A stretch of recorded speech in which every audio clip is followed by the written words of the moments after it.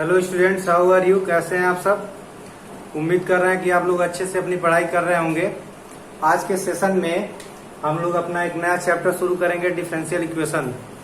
पिछले सेशन में हम लोग ये डिफिनिट इंटीग्रेशन समाप्त कर दिए थे, एरिया बाय इंटीग्रेशन। आज का हमारा चैप्टर है डिफरेंशियल इक्वेशन। सबसे पहले हम लोग इसका डिफिनीशन जान लें। डिफिनीशन क्या होता है? इसका डिफिनीशन है जिस समीकरण में, ऐसा समीकरण जिसमें आपको इंडिपेंडेंट वेरिएबल मिलेगा एक्स आपको दिखेगा, फिर आपको डिपेंडेंट वेरिएबल वाई मिलेगा और D Y by D X हमने लिख दिया स्वतंत्र चर का स्वतंत्र चर के सापेक्ष अवकलजों। अब अवकलजों में हमारा 1 पावर हो सकता है, 2 पावर हो सकता है, सेकेंड डेरिवेटिव हो सकते हैं और भी हो सकते हैं, थर्ड डेरिवेटिव हो सकता है। तो इसीलिए अवकलजों लिख दिया गया, कुछ भी मिल सकता है। इस तरह का कुछ मिल गया, x square plus Y something. तो ये आप देख रहे हैं कि ये सब इक्वेशन है, बीच में इक्वल साइन है। ये left hand side, right hand side सब में दिख रहा है और इसमें एक्स वाई और D Y by D X, अगर ये 3 राशियां मिलती हैं तो ऐसे हमने 4 एग्जाम्पल दिया है। ये सब हमारे डिफरेंशियल इक्वेशन है। तो ये बात आपको समझ में आ गई। आगे हम लोग जानेंगे कि अवकल समीकरण कितने प्रकार के होते हैं। तो आइए इसके प्रकार की चर्चा करते हैं। अवकल समीकरण के प्रकार। दूसरा आइटम हमारा है अवकल समीकरण के प्रकार।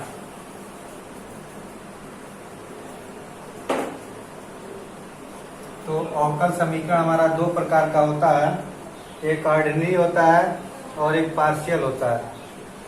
पहला हमारा होता है साधारण अवकल समीकरण,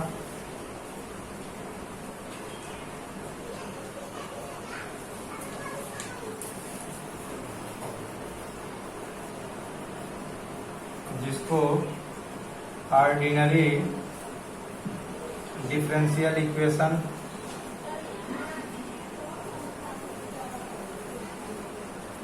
और दूसरा होता है आंशिक अवकल समीकरण।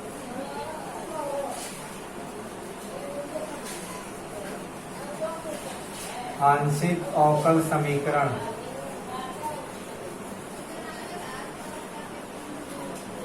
जिसको पार्शियल डिफरेंशियल इक्वेशन के नाम से हम लोग जानते हैं। तो हमारा अवकल समीकरण 2 प्रकार का होता है, साधारण और आंशिक। उसके बाद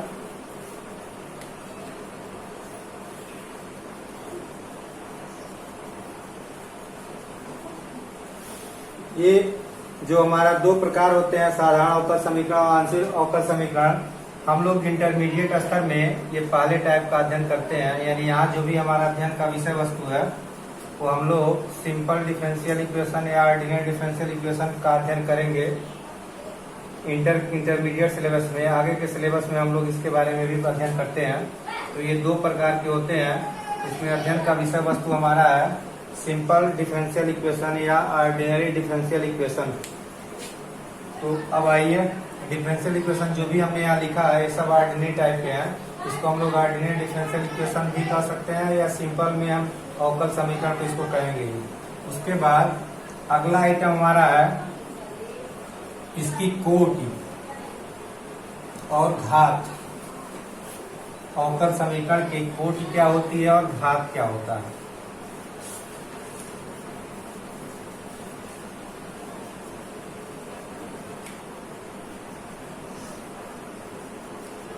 अवकल समीकरण का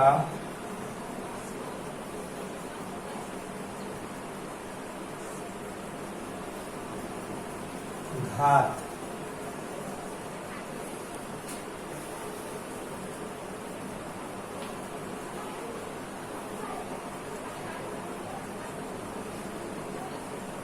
डिग्री ऑफ डिफरेंशियल इक्वेशन।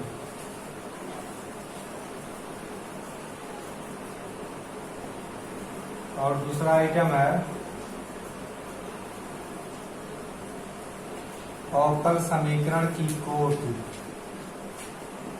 तो ये 2 चीज हमको समझना है। इस पर सवाल आते भी हैं परीक्षा में। इसको ऑर्डर बोलते हैं, ऑर्डर ऑफ डिफरेंशियल इक्वेशन।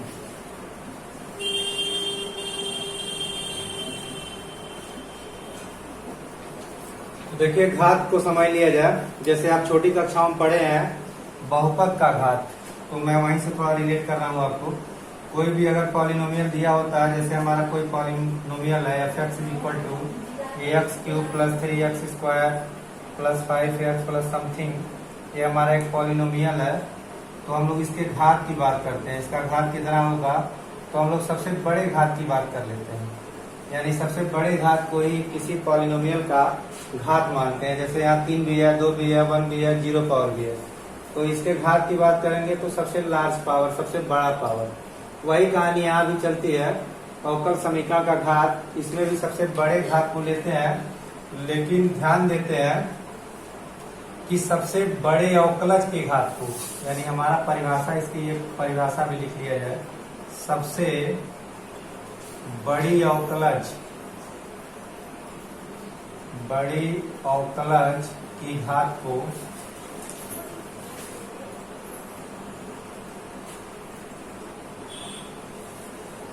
अवकल समीकरण का घात मानते हैं।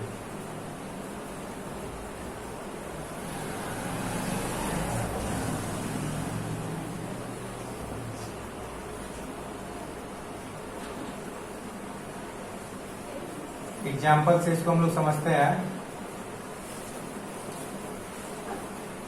जैसे एग्जाम्पल लिया जाए, यहाँ हमारा सवाल है d2y/dx² प्लस dy/dx के पावर 3 = sin x।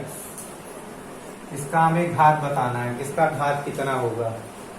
तो हमारा नियम कहता है सबसे बड़ी अवकलज की घात को, सबसे बड़ी अवकलज, तो सबसे बड़ी अवकलज पहले हम इस पहचानेंगे। देखिए द्वितीय कोटि का अवकलज है, एक प्रथम कोटि का अवकलज है। यहाँ dy/dx को प्रथम कोटि का अवकलज कहते हैं, ये प्रथम कोटि वाला है, द्वितीय कोटि वाला है। तो हमारा सबसे बड़ा अवकलज ये है, क्योंकि ये 2 बार डिफरेंशिएशन किया हुआ है, यहाँ 1 बार डिफरेंशिएशन किया हुआ है। तो हम लोग ऐसे कोष्टक में बंद करेंगे, इसके ऊपर पावर खोजेंगे, क्योंकि नियम क्या कहता है, सबसे बड़ी अवकलज, तो सबसे बड़ी अवकलज, तो सबसे बड़ी अवकलज ये है, इस पर पावर 1 है, एक छोटी अवकलज है, इस पर पावर 3 है। तो बहुत लोग कंफ्यूज हो जाते हैं, कुछ लोग 3 को बता देते हैं, जबकि 3 सही नहीं है। तो हमारा यहाँ घात होगा, इसका घात होगा 1, तो इसका घात 1 हो जाएगा। एक दूसरा एग्जाम्पल लेते हैं, d3y/dx³ पर 2 power plus d4y/dx4 plus d2y/dx² 7 power = x² plus 2। तो एक दूसरा एग्जाम्पल ये हमने लिख दिया है। इसका अगर घात की बात किया जाए तो हम लोग देखते हैं कि सबसे बड़ा अवकलज क्या है। यहाँ 3 कोटि वाला, मतलब 3 बार अवकलन किया गया, यहाँ 2 बार अवकलन किया गया, 4 बार यहाँ अवकलन किया गया, 4 बार, और यहाँ 2 बार अवकलन किया गया। तो सबसे बड़ा अवकलन यहाँ हुआ है, ये सबसे बड़ा अवकलज है। 4 बार अवकलन करने पर d4y/dx4 मिलता है। तो हम लोग जो सबसे बड़ा वाला होता है उसी के पावर से मतलब रखते हैं, यानी इसका भी घात 1 होगा, तो इस वाले का भी घात जो है 1 होगा। ये 2 एग्जाम्पल आप नोट कर लें। उसके बाद हम लोग कुछ किताब में जो दिए हैं उसकी भी बात करते हैं। जैसे आपकी किताब का एक एग्जाम्पल दिया हुआ है,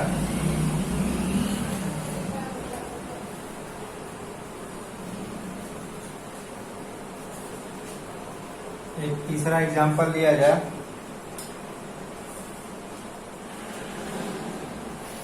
लिखा है x d3y/dx³ plus dy/dx⁴ plus y²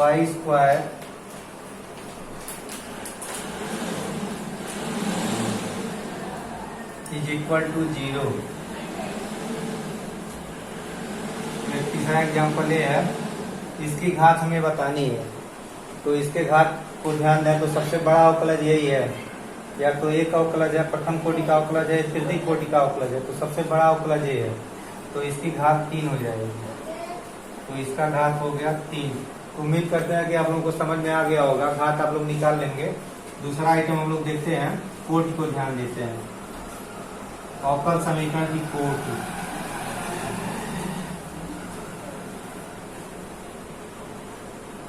अवकल समीकरण की कोटि। कोटि को हम लोग ऑर्डर बोलते हैं, order of differential equation. Order of differential equation. तो इसको देखते हैं।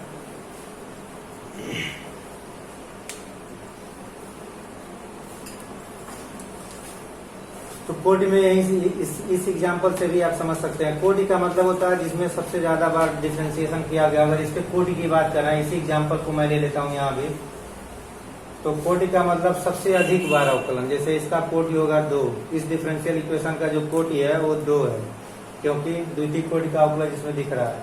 इसका अगर हम कोटि की बात कर रहे हैं तो इसका कोटि होगा 4, क्योंकि सबसे अधिक बार 4 बार। इस घात से नहीं मतलब है, घात को हम लोग समझ लिए, अब कोटि समझना है। तो इसमें तृतीय कोटि भी आया है, चौथा कोटि भी है, दूसरा कोटि भी है, लेकिन हम लोग सबसे बड़े कोटि को मान लेंगे। तो इसकी अगर बात कर रहे हैं तो तृतीय कोटि का होगा। ये तृतीय कोटि का है, चतुर्थ कोटि का है, ये द्वितीय कोटि का है। एक किताब का एग्जाम्पल लेते हैं। dy by dx plus 2y is equal to 3x। dy by dx plus 2y is equal to 3x। तो अगर इसके कोटि की बात करें तो इसका कोटि 1 होगा। क्यों? क्योंकि एक बार अवकलन किया गया है, सिंगल है, तो इसकी कोटि 1 हो गई। अगर n कोटि वाला कहा जाए कि एक n कोटि का अवकल समीकरण लिखिए, n कोटि वाला अवकल समीकरण, तो आप ऐसे लिख देंगे dny/dx पर n। तो उम्मीद कर रहे हैं कि कोटि भी आपको समझ में आ गई होगी। कोटि का मतलब कितनी बार मैक्सिमम अवकलन किया गया, और घात का मतलब सबसे बड़े कोटि पर क्या घात है। तो कोटि और घात हम लोगों को क्लियर हो गया। फिर हम लोग आगे बढ़ते हैं। जो पहला हमारा एक्सरसाइज है, एक्सरसाइज 9.1, सवालों को देखा जाए। एक्सरसाइज 9.1, तो इसमें कोटि और घात की चर्चा की गई है। मैं आपको फटाफट बताता चल रहा हूँ। 9.1 का जो फर्स्ट क्वेश्चन है, इसमें कोटि और घात बताना है।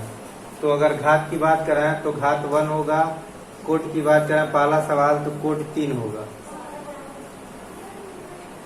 पहले सवाल का सवाल दिया हुआ है d3x/dt³ plus d2x/dt² plus dx/dt। इस पर लिखा 2 power is equal to e के पावर t। तो इसमें घात और कोटि की बात करनी है। तो अगर इसके हम घात की बात करें तो देखिए, सबसे बड़ा कोटि हम लोग ध्यान लेते हैं। सबसे बड़ा कोटि 3 है, इस पर पावर 1 है, तो घात हमारा 1 हो जाएगा। और कोटि का मतलब सबसे अधिक बार 3 बार अवकलन है, तो कोटि 3 हो जाएगी। पहला सवाल उम्मीद कर रहा है कि आप लोग कर लेंगे। मैं एक सवाल इसमें बता दे रहा हूँ। सवाल नंबर 4, 3 साल पूछा गया है। क्वेश्चन नंबर 4, ये बोर्ड में 3 साल आया हुआ है, मैं इसी को डिस्कस कर रहा हूँ। सवाल है d3y/dx³ is equal to under root में दिया हुआ है y² प्लस dy/dx⁴। ये सवाल है। इसमें हमको बताना कोटि और घात। तो जनरली ये कहानी देखिए आई हुई है, तो कहानी से हमें सावधान रहना, कहानी को खोलना भी पड़ेगा। दोनों पक्षों का स्क्वायर कर दिया जाए, दोनों पक्षों का वर्ग कर दिया जाए, तो यहाँ हमको मिलेगा d3y/dx³ के पावर 2, और ये कहानी हट जाएगी y² और dy/dx का वर्ग। अब हम कोटि और घात की बात कर लेंगे। इसकी जो कोटि होगी वो आप देख ही रहे हैं, 3 कोटि होगा, और घात की बात कर रहे हैं तो 2 घात होगा। क्योंकि कोटि बताता है कितनी बार अवकलन हुआ है, यहाँ 3 बार दिख रहा है, 1 बार दिख रहा है, तो हम बड़े को मानते हैं तो कोटि 3 हो गए। घात किसको मानते हैं? जो सबसे बड़ी कोटि पर घात होता है। तो सबसे बड़ी कोटि 3 है, इस पर घात 2 है, तो 2 घात हो गया। इसी तरह का सवाल 7वां भी है, 6वां भी है, 5वां भी है। आपको उसको सॉल्व करके बताना पड़ेगा। एक सवाल मैं 7वां बता देता हूँ। 7वां सवाल,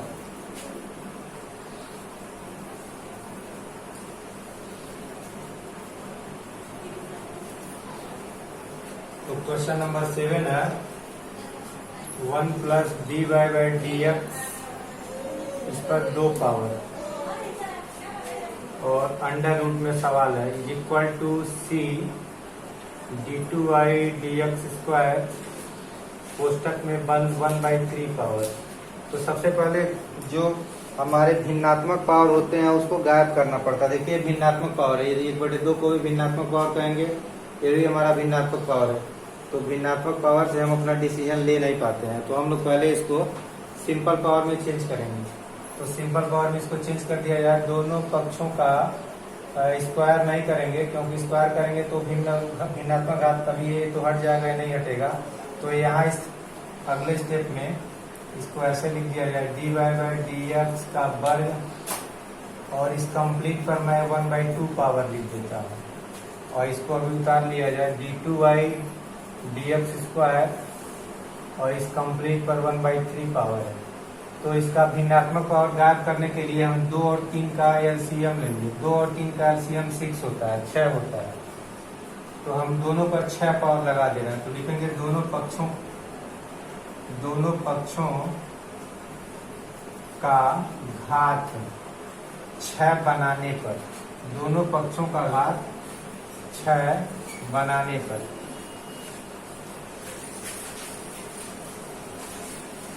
तो यहाँ भी 6 पावर हो जाएगा। 1 plus D Y by D X का वर्ग है, और इसके ऊपर 1/2 पावर है, और इसके ऊपर 6 पावर हमको लगाना है। तो इसको मैं पूरा कंप्लीट बंद कर दे रहा हूँ, 6 पावर लिख दे रहा हूँ। और सी हो जाएगा D two Y D X square, इस पर 1/3 पावर है, और इसके ऊपर भी 6 पावर लगाना है। दोनों पक्षों का 6 पावर कर दिया जाए। तो देखिए यहाँ घात के ऊपर घात है, तो घातों का आपस में गुणा होगा, तो 3 टाइम कैंसिल हो जाएगा। और ये 2 टाइम। अब इससे फायदा हुआ कि हमारा सवाल जो है वो भिन्नात्मक पावर समाप्त हो गए। तो यहाँ पर आ गया 3 पावर सबसे ऊपर, और यहाँ C time D two Y upon D X square, ये कंप्लीट पर 2 पावर। इसको खोलना पड़ेगा, लेकिन हम यही डिसीजन ले सकते हैं। हम लोग यही डिसीजन लेना, कोई दिक्कत नहीं है, क्योंकि हमको कोटि बतानी है। तो मान लीजिए इसको अगर हम खोलेंगे 4 पद आएगा, ए धन बी का होल क्यूब, तो 4 पद मिलेगा, लेकिन D Y by D X पर ही पावर बढ़ेंगे घटेंगे। तो अगर कोटि की बात कराएं तो कोटि तो हमारा 2 होगा, क्योंकि सबसे बड़ा अवकलज यहाँ 1 अवकलज है, यहाँ दूसरे कोटि का अवकलज है, कोटि 2 हो गया। अब घात की बात करें तो इसके घात से कोई लेना देना नहीं, इसी के घात से लेना देना है। तो ये पावर 2 पर सी पर भी आएगा, इसके ऊपर भी आएगा, तो इसका घात भी 2 होगा। तो ये हमारा आंसर हो जाएगा।